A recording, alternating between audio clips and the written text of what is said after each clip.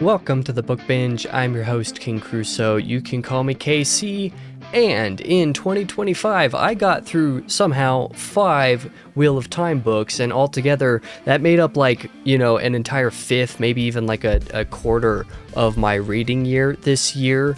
It was a lot, so I got through a lot of Wheel of Time in 2025. Most recently, of course, having finished Knife of Dreams in like the first half of back half of November. I don't remember when it was off the top of my head at this point anymore. Time runs together, and my brain is melting from a lot of stuff going on at the moment.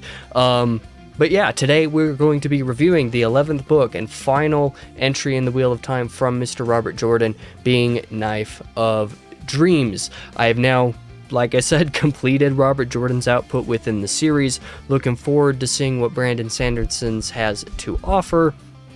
And finally through the slog. And I know people aren't going to be happy about me identifying book 11 with the slog, so to speak. I'm just, taking the arcs of the series into consideration here, where the first 3 is like a trilogy, and the second 3 is like a trilogy, and then the next 5 books combined make up their own kind of little arc that's going on. There's a couple mini arcs within there, but given the way that a lot of plot lines and stuff are structured, they may as well just be one arc that probably should have only been 3 books instead of 5. So spoiler alert for how I feel about some of these books. The real question is, whether Knife of Dreams, Book 11 here, is the return to form for Robert Jordan that people advertise it as. Is it really as good as people say? And, to kick it off right off the bat, I might have a couple potentially unpopular opinions about the book along the way, so forgive me for that, but that is just the way things are going to go. But let's begin reviewing Knife of Dreams with the good, and the first thing that I want to shout out here is that the prologue is pretty great, and then the first 2 or 3 chapters after that are still dealing with a Gawain/White Tower plotline is all really good. Definitely, especially once you take into consideration the way that Crossroads of Twilight ended. The end of the Egwene plotline in that book was actually pretty solid. I would say her material within Crossroads of Twilight was easily the most solid overall. So being able to begin Knife of Dreams, as I actually predicted and suspected, with a lot of that material was actually really great. I enjoyed the prologue a ton, really liked Egwene's content a good bit. The prologue was really long. I think it's the longest prologue of the series. It's 80 or 90 pages on its own, which is absolutely insane. But like I said, because of the content that it actually covers, it follows up on Crossroads of Twilight as that kind of bridge book that I described it as quite well. I genuinely believe that it does a pretty good job at doing that thing. Another thing that I wanted to add there is just the fact that I really enjoy the Egwene and White Tower stuff in general, not just in this book, but through this entire arc of the series from book, 8 through now or something like that. I've realized that part of my struggles being invested with this middle arc from book 7 through 11 is because there's not very much Egwene stuff. I discovered that I actually really like her POV, really like her storyline. What's going on with the White Tower combating has been stuff that I've really enjoyed reading about, and so being able to experience that in the front half of this book and even in Crossroads of Twilight was great, because I realized that I kind of struggled with certain parts of the last handful of books because of general lack of Egwene stuff, and also lack of Nynaeve stuff as well. That's something also to point out, even though that's less of a consideration because she's currently with Rand right now, so she's still there, just not her actual POV much of the time. But in either case, I enjoyed the opening of Knife of Dreams a good bit.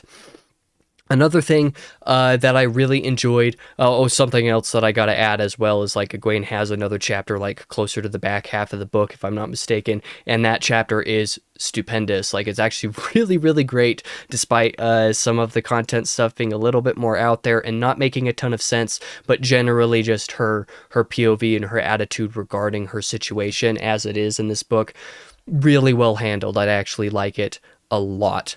But the next thing that I do want to shout out for the good of Knife of Dreams is like the back half in general, you know, not just like the Egwene chapter that appears sort of in there, but like Rand's plot line, which starts off the back half basically. Like once you get to the 50% mark or so, you have a handful of like Rand chapters and kind of what's going on there. And there's some pretty big momentous stuff here, and it's actually really exciting, and starts to cascade. What makes this book actually really good is just climactic sequences. You have Rand going through some stuff and taking some actions in his chapters in this book, finally closing off some of the arc with regard to his relationship with like the Shan-Shan, that has been basically a mainstay of the series since book 8 basically.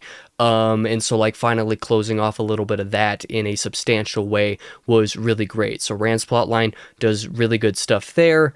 And you know, it really picks up the pace of the book from this point on. All the POVs basically get their own little climactic sequence and or resolution, and it really, really, really helps after the last handful of books have been so meandering and struggled with climaxes, you know, in one way or another.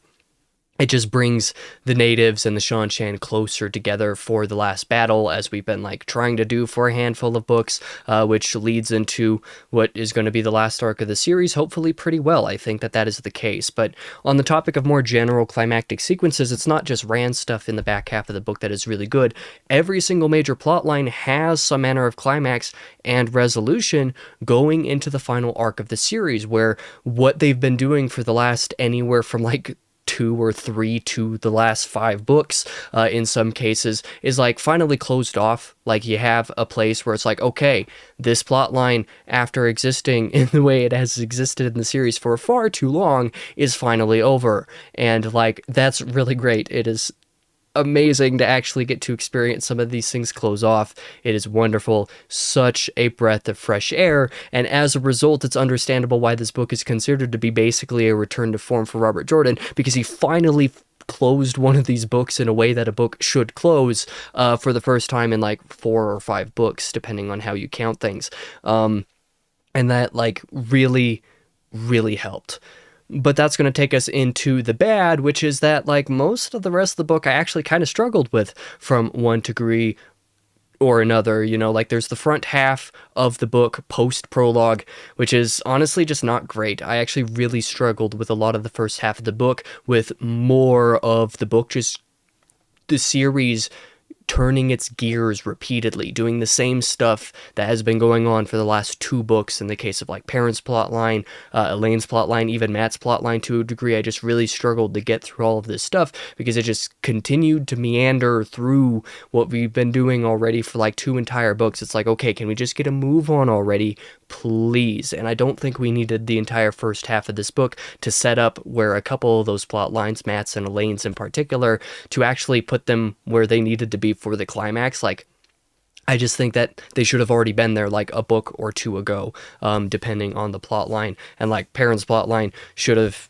this part of the plot line should have been done easily 2 books ago, and it could have been done 2 books ago without much issue if Robert Jordan had outlined literally anything about this series. So like, you know, there's the pacing of the front half is honestly just glacial. There's no real momentum with the plot lines. It takes until the back half of the book before Robert Jordan's just like, oh yeah, maybe I should like actually close some of these things off, and he does it, and he does it successfully. So it makes you wonder why like the front half wasn't like cut down a little bit, because this book is on the longer side, particularly for books 7 through 11. It's the longest one of them. So like some of that material could have been cut. Honestly, like it just really could have been. That's how I feel about that. And as briefly mentioned above, you know, the climaxes are all great. It's just that it takes entirely too long to get there for a couple of these plot lines. The front half I just really struggled with. You know, it isn't just about Knife of Dreams in general, or like in particular. It's about like these last handful of books really taking too long to get to these climaxes, and the front half of this book added on to that struggle until finally the pace was picked up. It, like I said, it just took too long. which, takes us into the ugly, which is the actual question of, is Knife of Dreams really a return to form for Robert Jordan? Which, I'm going to be that guy and say debatable. In some ways, yes, because the back half is great and it closes off all these plot lines, and that's a good thing. But in other ways, it's a little too late, because by the time you've had this book, which is like the 5th book in this arc of the series, you're like, some of this stuff should have been done a really long time ago. So like, good on you for closing these plot lines, but really you should have done that a long time ago. And like, that's a actual, consideration to have. It's kind of hard to argue that point. It's like, okay, well, is it better for finally closing them, or is it worse for, being the book that finally closes them when the last couple probably should have, type of thing? By this point, something had to happen in the series, and anything happening at all was a major selling point of the book. And like, yeah, that worked out in a lot of ways, but it also still meandered on its own, so it's not really as good as people kind of make it out to be. Like, one of the best of the series, it's not one of the best of the series, in my opinion. People will make the joke sometimes as well, but like, more happens in the prologue of this book than in the entirety of book 10. Given the length of this prologue and what happens in it, it's not like untrue, but it's also not true either. It's a little bit of exaggeration. Obviously, I'm not taking that seriously, but there are some people who legitimately believe that. But like, it goes to show how glacial certain parts of the last couple books have been, when that is a major selling point of the 11th book of the series. So yeah, like, the bloat just became too obvious for too long to ignore, so technically the book is a return to form for finally cutting back and deciding, like, hey, these plot lines need to actually end now, and actually going and doing that successfully, I might add. The fact that all these plot lines are closed in some way, ready to go into the last act of the series, is an actively good thing, but when you consider that books 7 through 11 realistically could have been 3 books instead of 5, it makes it really hard to look at this on its own and be like, yeah, this is one of the best books of the series, because, it partially contributes to the bloat problem that these last few books have had. I think that if you cut the Bowl of the Winds plotline out from book 6, the end of book 6, where it starts for some reason, and then the beginning of book 8, where it ends for some reason, and shove all that into book 7, and just make book 7 its own thing, and obviously cut a little bit of the prose, to account for that size difference, but it probably wouldn't change that much, realistically speaking. If you combined together the remainder of book 8 and book 9 together, with some prose cuts, obviously, you'd have a second book there, and then combine books 10 and 11 with some major prose cuts, particularly in book 10, of course. I talked about my review for that book, how that really needed a lot of words to come out of it. It did not need to be anywhere near as long as it was. It could have been, 70 to 100,000 words shorter, and you would have lost nothing out of it. And I think a lot of the first half of Knife of Dreams is largely the same, and if you were to combine these two books together, you wouldn't have actually needed a lot of the first half of this book. You could have condensed some of the storyline, particularly with like Matt and Elaine, and like had that all happen in a shorter period of time. So like with some major cuts, you could have even combined books 10 and 11 together and not actually had that many issues with it, right? So in many ways, this should have been technically possible one way or another. Obviously, hindsight 2020, and also the fact that, like, can you really consider something like that for a series, with the books this old? Like, looking at it, from my vantage now, it's just like, oh, this should have had more of an editor going on, and like, that much is definitely true. I think the real issue is that Robert Jordan never really outlined for the most part, and he bit off more than he could chew by the end of the second trilogy, had too much going on, but also wasn't constrained enough in being able to actually go after a lot of those plot lines. So like within this 5-book arc, books 7 through 11, you have some plot lines that just don't appear in some of the books at all. That happens with most of the major plot lines in this series at this point, where some of them just straight up don't exist. And In a couple of cases, that seems rather intentional and kind of works. In other cases, like with regard to these handful of books, it doesn't really work, and is indicative of the broader issue that, like, Robert Jordan should have had this, like, actually planned out so that it could have been shorter, so that it could have been tighter, so that it could have, like, actually worked snappier and been more like the pacing of the last couple trilogies. And, book 6 started to feature some of the pacing problems with Robert Jordan's writing, but like everything before that was generally pretty good. I didn't love Shadow Rising personally, that's a hot take of mine, but like the other 4 of those first 5 books are really, really solid, really tight with POV allocation and pacing and stuff like that. And I think that if Robert Jordan was taking everything that was going on and planning ahead with it more properly, this arc could have been a lot shorter. And that is the ugly of Knife of Dreams, is that it's kind of lumped in with the 4 previous books, which expanded the series in ways that it didn't really need, and so it had to, deal with that. It had to actually try to combat that, and that's tough. So as far as a recommendation goes, if you're still suffering through the series at this point, yeah, I recommend Knife of Dreams, because in its own ways, saying it's a return to form is not incorrect. The fact that it closes off the plot lines from the last few books, yes, thank God, finally, that is worth it, and the back half of this book is really, really solid. That much is totally true. I'm not going to discount that at all.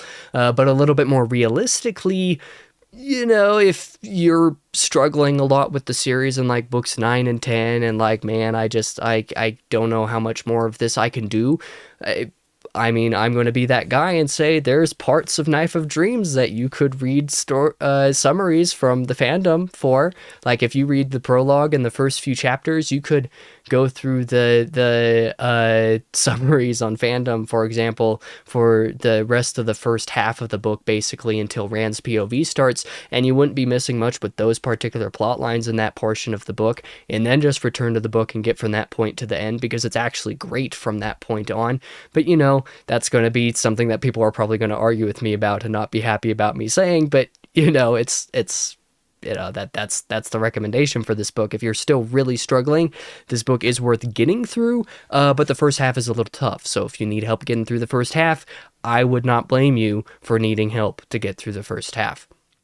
I just really, really hope that Sanderson has things lined up a little bit better for the end, and that things are a little bit more structurally sound. I know that his POV allocation is way different. I think he does 1 chapter basically per POV, as opposed to the Robert Jordan habit of doing a handful of chapters for all the major POVs before moving on to the next one. So that's going to be something that I'm really going to have to figure out how I'm actually going to deal with as far as doing these diaries and stuff next year. So that'll be an adventure, but generally speaking, I just hope that the actual plotting of the last few books is more up to snuff than these last handful of books have been, and I've heard from the most part that that is true. I know a lot of people rate the Sanderson books and rank them pretty highly amongst the series, so fingers crossed for that. I'm just ready to be done with this, so I'm going to be doing that early next year.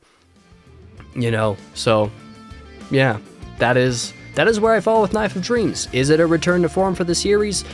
Yes and no. It gets things back on track and closes some plot lines finally, which is great. So in that sense, it absolutely is, but it does have some of its own issues that I think don't really get mentioned because it is a pretty substantial step up from the last few books.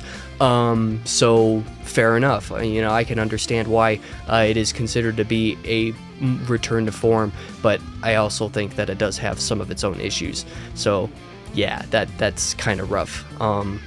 Yeah, at this point, what I can say about the series as far as my ranking goes, I believe I did a full ranking for the series in my review for Winter's Heart.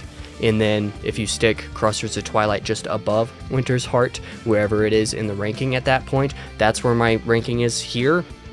I don't know exactly where Knife of Dreams falls. It's, in the upper middle of the pack, I think. But for reference, my top 5 favorite books in the series are still books 1 through 3, 5, and New Spring. Not necessarily in that order, but those 5 books are still in my top 5 for the series. So that kind of goes to show, after 12 books, how damning that is for the rest of the series since book 5, basically. So yeah, anyway, that's going to be the end of this review. Thank you for watching if you did, and thank you for yelling at me in the comments for my bad opinion as well. That helps the algorithm a little bit, so I'll appreciate that, even if I disagree with your takes. I hope that you can understand where I'm coming from as well, even if you disagree with my takes. I hope that you can appreciate that, but in either case, I've been your host, King Crusoe. You can call me KC, and I hope to see you guys in the next video here in just a couple weeks, probably on like the 1st of January. I'll do a little like wrap up for books 7 through 11 in general, for a Wheel of Time diary thing going on, spoiler free, to just talk about what those 5 books are doing in general, a lot of which I've already talked about in this review, so maybe you won't need to watch that, but that is something that I've got going on. In either case, like I said, I just hope to see you guys in the next video.